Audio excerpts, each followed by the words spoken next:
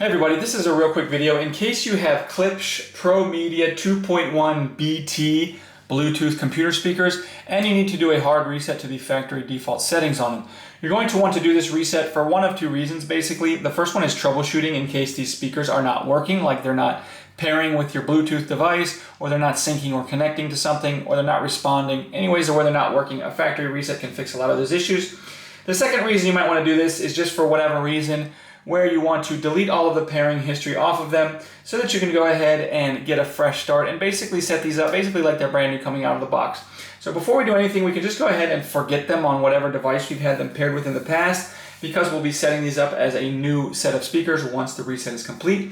And then we're just going to come in and on the main volume button, we're just going to press and hold the main volume button, do a long press on it. So you'll hold it for at least 10 seconds. And after 10 seconds, all the Bluetooth pairing history will be cleared out, settings will be reset to the factory settings. You can go ahead and set these speakers up like a brand new set of speakers.